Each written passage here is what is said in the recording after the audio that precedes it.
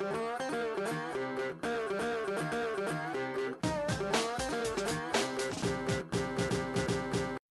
you thought about becoming financially free through real estate investing, but don't have the time or knowledge to get started?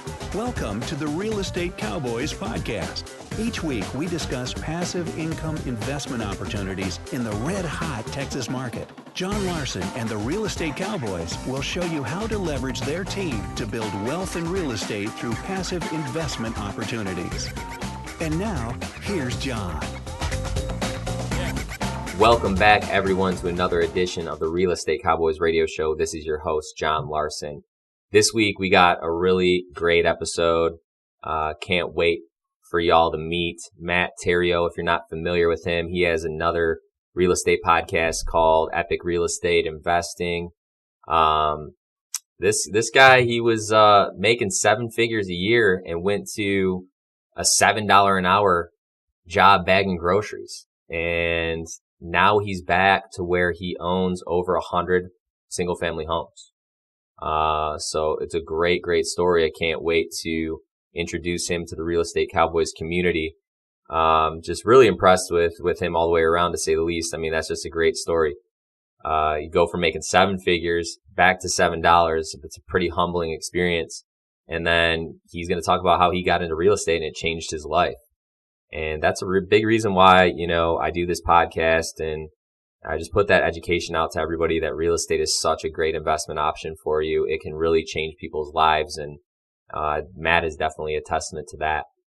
In other news, I'm really proud to say that my team over at American Real Estate Investments, we just closed out a $2.2 million raise on an office building in Southlake, Texas, one of the wealthiest areas in the entire U.S.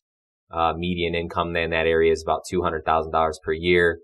That's where you got a lot of high profile athletes and stuff like that are living out in Southlake. I believe Mark Cuban's even out in Southlake. So, really excited about this office park development that we're doing. We just raised that $2.2 million for one of the lots in that office park development. And, we're also going to build a building, the office building on that lot, and get it occupied and refinance it and hold it. Practice what we preach over here at the Real Estate Cowboys. Holding cash flow in real estate is the way to go, in my opinion, especially out here in the red hot Dallas-Fort Worth market. But if you missed out on that opportunity and you want to get into earning fixed double-digit returns on your money, we have another raise that we're about to start. You can find out more information on how to get involved with that raise at either www.areiusa.com, or you can go to the Real Estate Cowboys webpage at realestatecowboysdfw.com.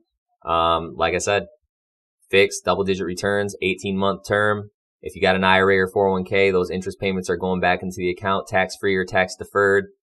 I recommend it. It's a great, great option. I don't know what your money's doing for you right now in your IRA or 401k and the traditional investments that are out there.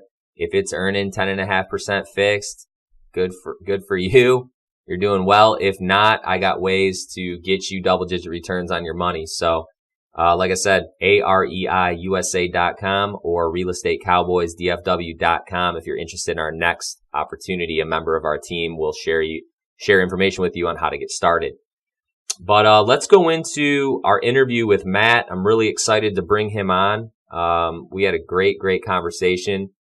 He thinks a lot like I do. As a young guy that's doing big things out in the real estate investment world. Matt Theriault is a Marine Corps Desert Storm veteran who enjoyed 15 successful years in the music business as a record producer and label owner. When the digital download killed the record store, he found virtually everything that he had built become obsolete in a matter of months. I'm sure that there's some people that also know that feeling. The demise of the music business was swift and unforgiving, to the point that Matt was forced to start life personally and professionally from square one at the age of 34. The transition from a 7-figure-a-year salary to $7 an hour bagging groceries was a humbling one, he said, to say the least. When the most unlikely of mentors, the grocery store manager, shared with Matt the wisdom of real estate is the final frontier where the average person has a legitimate shot at creating real wealth, he embraced it, ran with it, and has never looked back. Theriault is now an accomplished real estate investor and mentor and has built a cash flowing real estate portfolio of over 100 units over the past 10 years. He is enjoying his financial independence, continues to build his portfolio, and has discovered a new passion for creating systems and showing others how to replicate his results. You'll find that his approach to real estate investing is conservative, simple, to the point, and efficient. Matt credits his success to performing as much, if not more, due diligence on his real estate team as he does on the market and properties themselves. So everybody, it's my pleasure to bring Matt to the show. Glad to be here, John. Thanks for having me. Yeah, absolutely. So I read your bio and I was really impressed, to hear that you now have a portfolio of over 100 properties. Can you just kind of tell us and tell my listeners, what was your secret to success? How did you get to that 100 plus portfolio? Because I can tell you, I know that there's a lot of hard work that goes into that. Yeah, no, definitely. And, I would love to say I worked really hard and did it one at a time, but I would have gotten there eventually doing it that way. But what you'll find is when you start talking to investors, and whether they're in the buying capacity or the selling capacity, a lot of them, you come across people that have multiple properties. So it was about, over the years, there's probably like 5 or 6 times that I ran into investors that had multiple properties that were ready to unload. And because of the relationships that we'd built, they'd given me exclusivity on some of those deals. They had provided seller financing on some of those deals. And so it's a combination of things, but a big portion of those at different times, like I get 15 at a time, 12 at a time, 7 here, 19 there. So that's how it built, and it actually happened fairly easily. And then with them providing seller financing, it made it even easier. Yeah, no, makes sense. And it's all about leveraging people, networking. We talk a lot about that on the show. That's the best way for you to find good deals off market, things of that nature. You got to put yourself out there. You got to consistently network with people. And then it sounds to me like by doing that, you got in touch with the right people who were able to accelerate your path to success by getting over 100 properties under your belt. Right. So congrats with that. Yeah, we went to like 350 at one time, 350 units. But we shrunk it down quite a bit in the last 18 months or so. But one of the more powerful questions that can lead you to that, or lead anybody to that, is I think a big mistake that people will make is when they're talking to a private seller and they can't come to an agreement of price or terms on that specific subject property. They just kind of hang up the phone and move on to the next lead. Just never hang up the phone without asking what else you got. Right. No, Yep. That's great advice. Yep. So out of those 100 plus properties, how many markets are you currently investing in? So we're in 10 markets, and right now it's about pretty much split right down the middle between 50 properties and 50 notes on properties. So we went and, like I was mentioning a little earlier, just a second ago, was we'd been up to 350 units, and those weren't all 350 performing. A lot of them came with a lot of headaches and nastiness. So we had done an 80-20 analysis on our portfolio about 2 years ago, and we just started fire sailing and liquidating all of the headaches. And we were left with 100 decent properties, and but still half of them, based on for various reasons, were management issues. So we decided to seller finance half. So now that's how we've ended up where we are now. Yeah, I can't tell you. Most of the problems are going to start with property management. There's tons of management solutions out there, but there's not very many good management solutions. So I actually just did an episode that was 89 questions I came up with that you should ask every property management company before you hire them. And I just picked 89 because I just ran out of questions at that point. But the more questions you can ask these guys, the better. You really need to make sure you're working with a strong property management partner, especially if, you're doing this on a passive model, right? To generate that mailbox money. If you're an active real estate investor and you're doing flips and things like that, it's a different story. But if you're buying properties out of state and outside of your own backyard, the management solution is just so, so important. What would you say to that? Oh, 100%. Something I've been saying a lot lately is the real estate is super safe. It's the people that are risky, right? And, if you ask any investor that's lost any money, and I'm talking about an investor, not a speculator, not a flipper. Well, maybe flippers too, but if you've lost any money, it comes from one of two places. Probably 99% of the time, it's either a bad contractor or a bad property manager. And you just can't have cash flow without property management. It's not the property that cash flows. It's the property manager that gets it to cash flow. Exactly. And yeah, I own a turnkey company as well. We do properties in DFW, Houston, St. Louis, Kansas City, and we manage them all in-house, but we didn't used to. We used to outsource the management, and it didn't result in a very passive experience for our investors when we were leveraging other teams. Now that we've brought it all in-house as of 2016, things have resulted in a much more passive experience for our investors. Plus, we do like to focus on more of like a high B to A class property. So some of those properties that we're providing, weren't giving you the best results were kind of headache properties. What type of properties were they? What type of markets were they in? Were they more of like a C class property, or just kind of elaborate on that for me? Yeah. Well, I think, coming from Los Angeles and, to, to live in the low income areas, you're still going to spend 400 grand for a property, for a house. Right. And when I got exposed probably 10 years ago to the Midwest and in the South, and discovering that, wow, you can buy actual home very similar to what we'd pay here for 400 grand. You can buy it for 50 grand there, and the thing's going to rent for $750.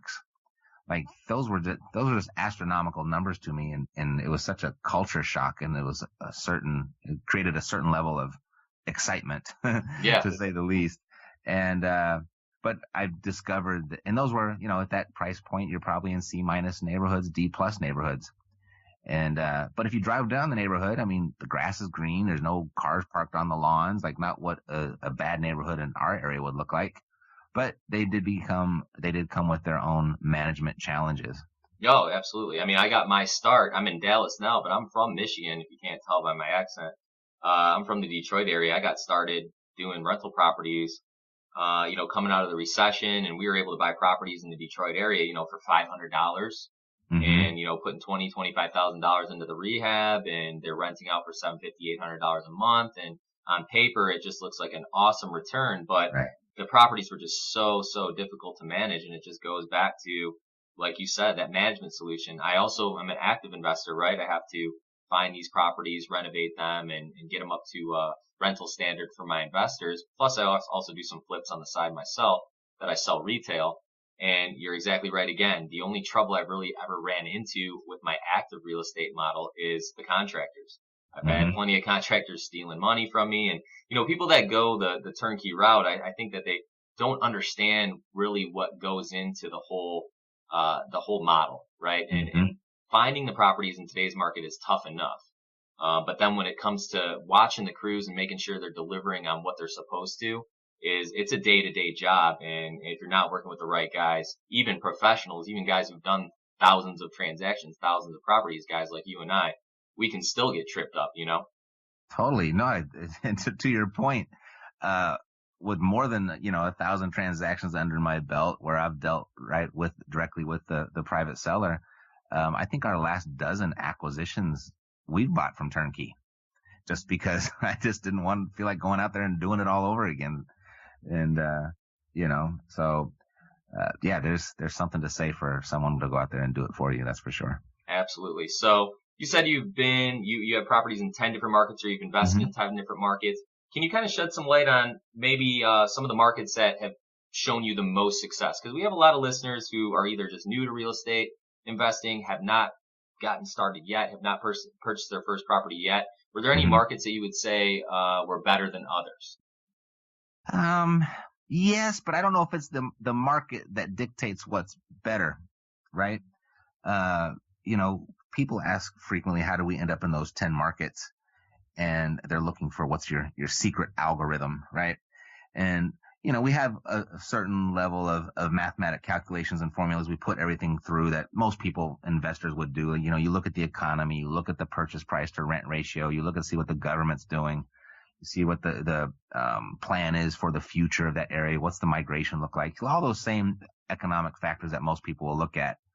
But really, the deal breaker is the property management, and we really picked all of our markets based on our relationships that we had there, and even that hasn't been a foolproof system for us.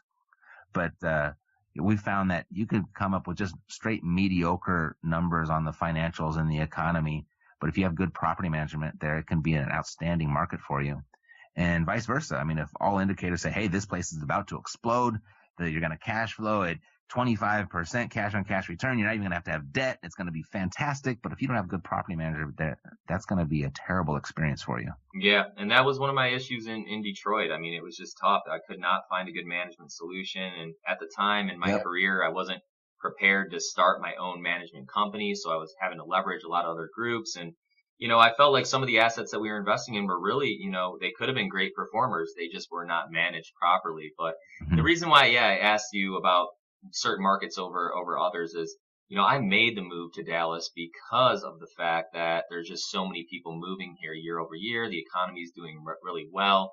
Most corporate headquarters in America are located here in DFW. So it's been pretty easy for us to keep our properties leased and keep them leased out long term. So I've had a pretty good experience here. The cash flow numbers aren't what you're going to see in a Midwest property. If I was to go back to Detroit and compare, maybe a high C to low B property to my high B to A property that I'm doing in Dallas, the numbers are pretty much night and day when it comes to cash flow. But my experience has been better owning this portfolio that I have here in Dallas.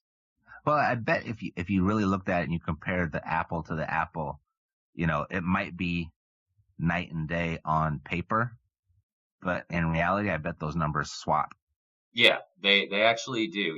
I've learned in my career that, the slow and steady wins the race sometimes. And if you get in the right markets at the right times, we're in a tough position right now in America, I feel like, because the property values are back to where they were before the last recession. And, it's becoming harder and harder to find good opportunities out there.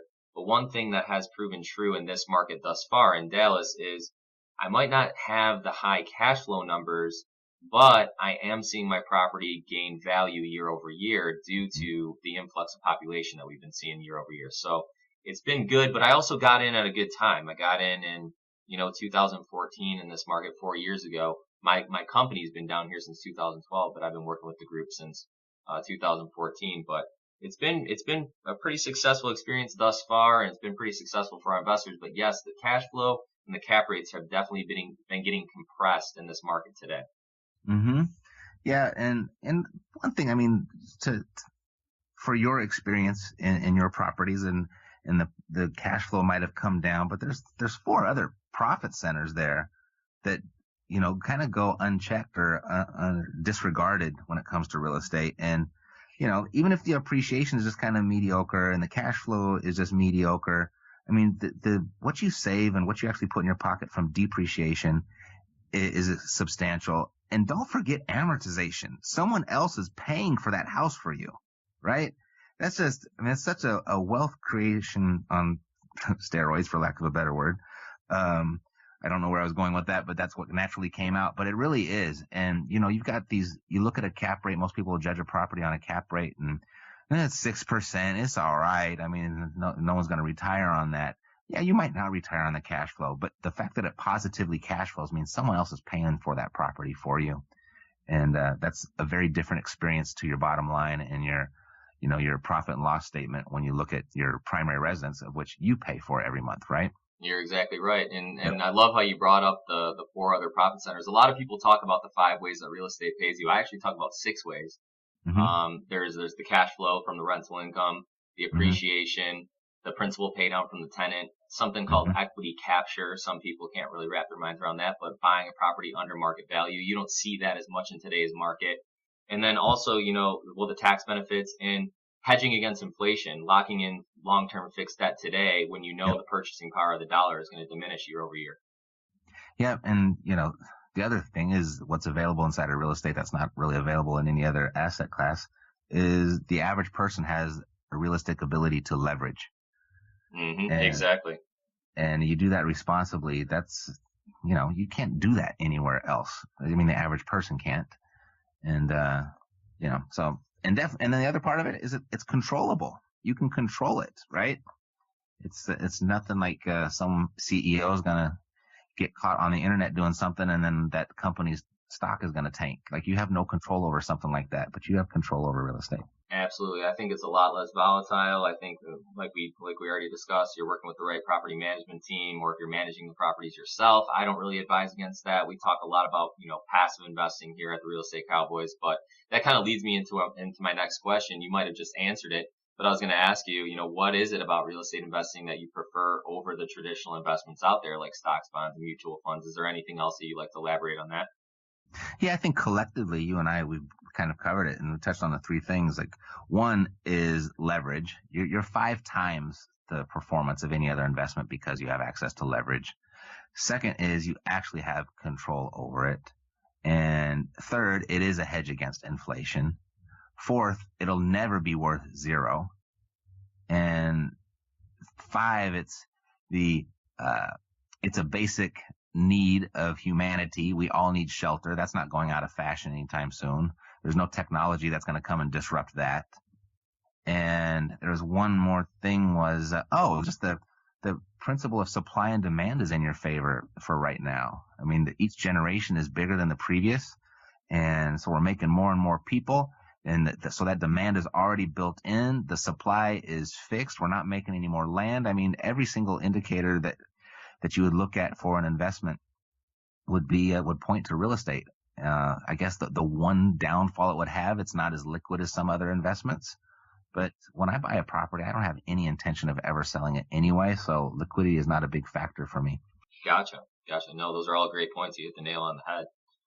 So reading a little bit about you, you got yourself out of the 9 to 5 rat race. Do you have any secrets or any kind of advice for people who are listening to this show? How can they put themselves on the fast track to getting out of that 9 to 5 rat race that we're all trying to get out of? What would be the first step? Well, to get some real estate, and it's a little bit counterintuitive, but if you map it out, it's a lot faster to exit the rat race and create that wealth by buying and holding property.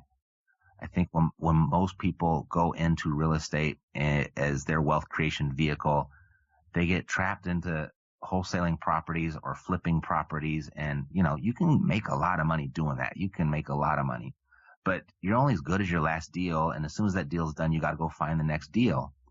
And when you look at, what it is that's actually going to get you out of your job. So if you wanted to just replace your job's income, if we just started with, the median household income in the country, we'll just say $5,000 a month, and you got these properties that are $250, they cash flow $250, $300.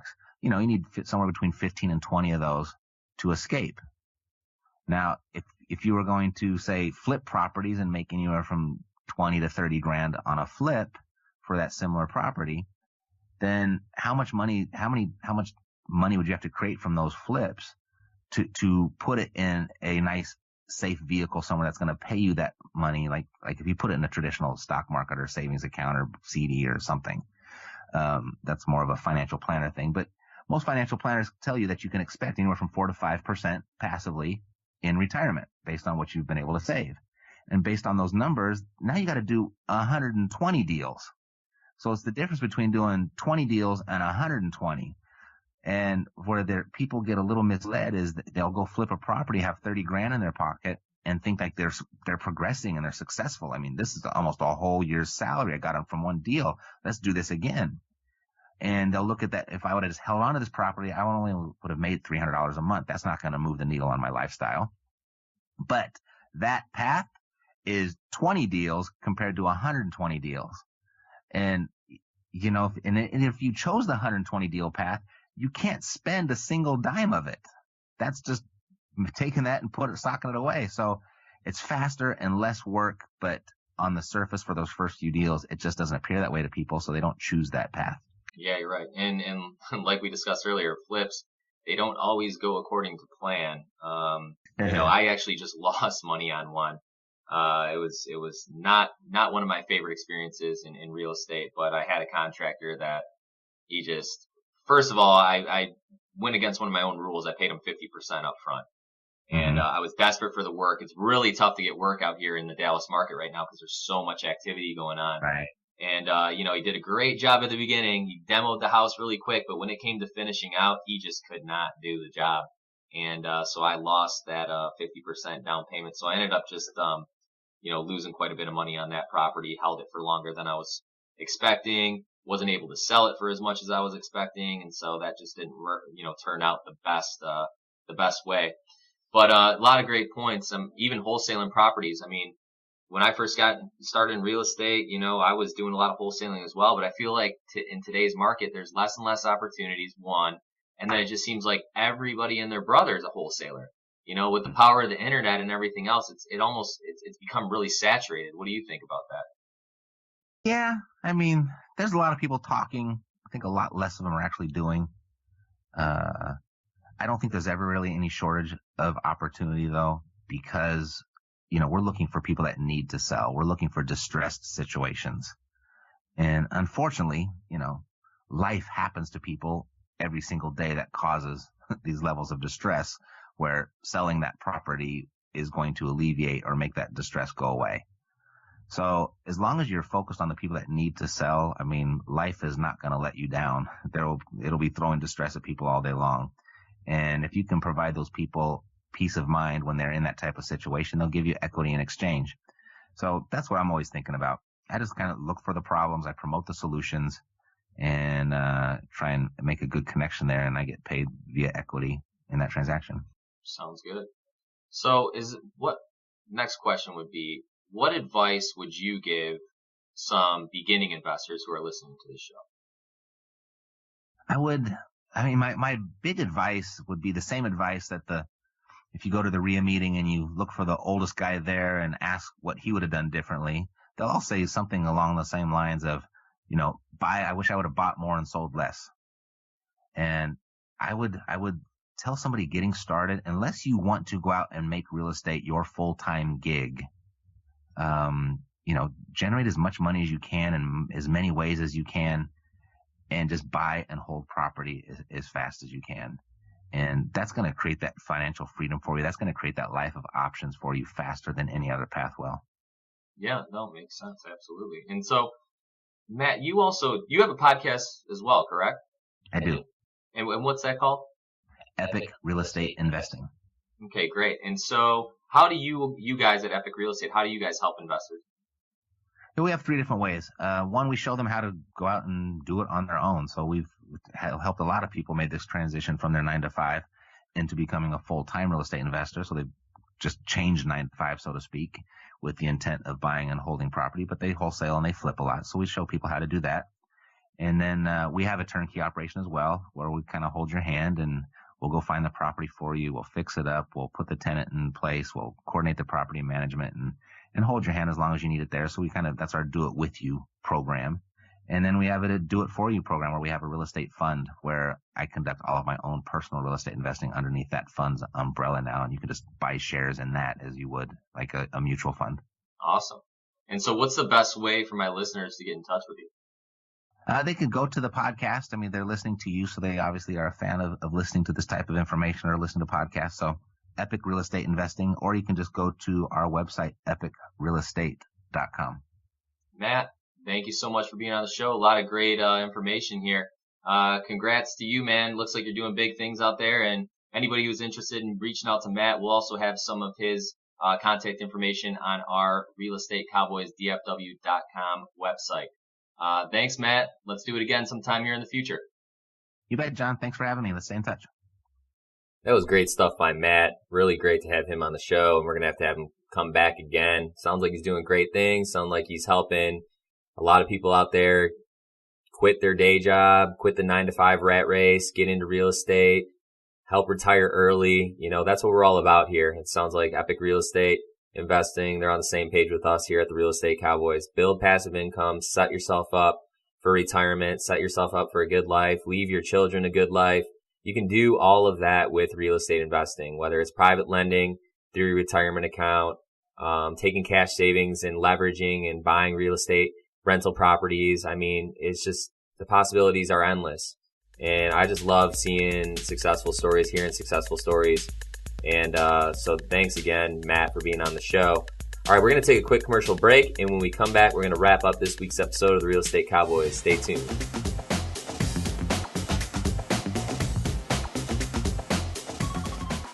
Looking to complete a 1031 tax-deferred exchange and are needing financing for your replacement properties? Let Graham Parham at Highlands Residential Mortgage guide you through the process and make your 1031 exchange go smoothly and on time. As a seasoned investor, Graham owns several investment properties himself, and he can share with you the best way to plan your exchange. Graduate into a better property or properties and make use of leverage to obtain better cash flow and higher returns on investment. Highlands Residential Mortgage has one of the best in-house loan processes to deliver your loan on time and without any surprises. We are 1031 exchange friendly. Call Graham's toll-free direct number today at 855-326-6802 for your free mortgage consultation, or visit us online at texasinvestorloans.com. Highlands is an equal opportunity lender, NMLS 195724, located 1201 North Central Expressway, Dallas, Texas, 75234. Highlands Residential Mortgage, NMLS 134871, is not a financial advisor.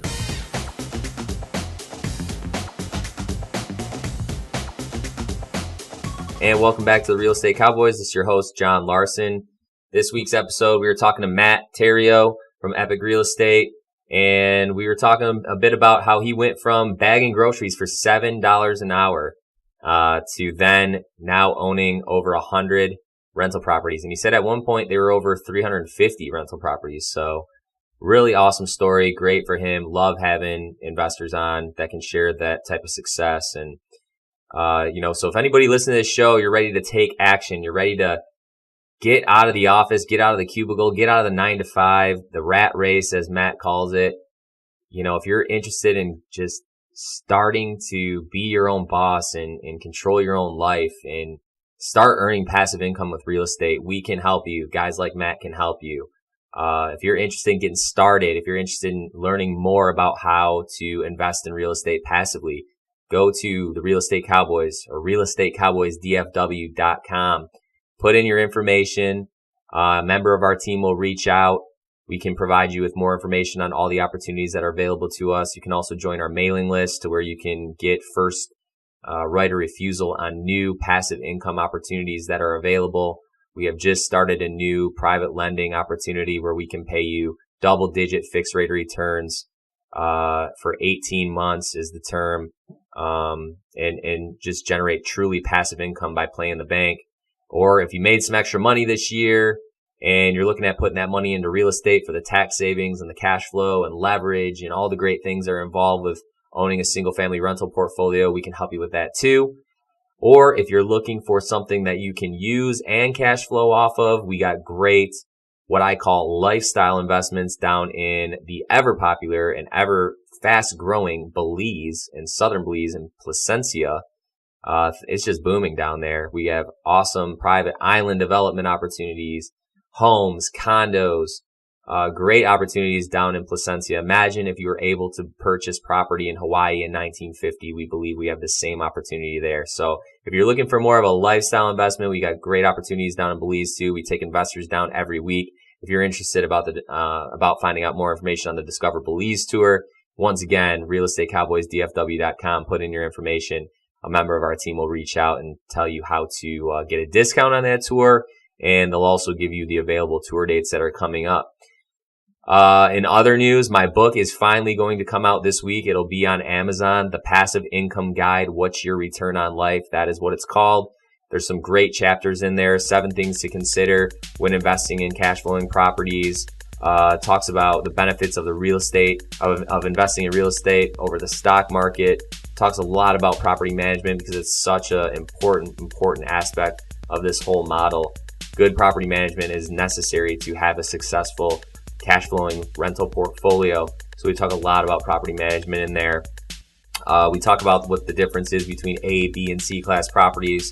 So there's a lot of good information. We talk a little bit about Belize as well. So if you want some more information on Belize and vacation rentals, how they can benefit you, all that information is in there also. So I'm very, very excited for that book to come out.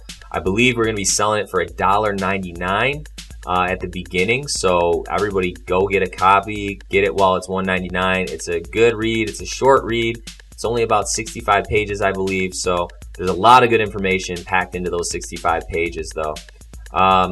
So yeah, check it out. realestatecowboysdfw.com. Get your hands on the passive income guide or like I said, you can get it on Amazon. Well, that's it. That's all I have for this week's episode. We'll see you next week. And always remember, what's your return on life? This is John Larson signing off.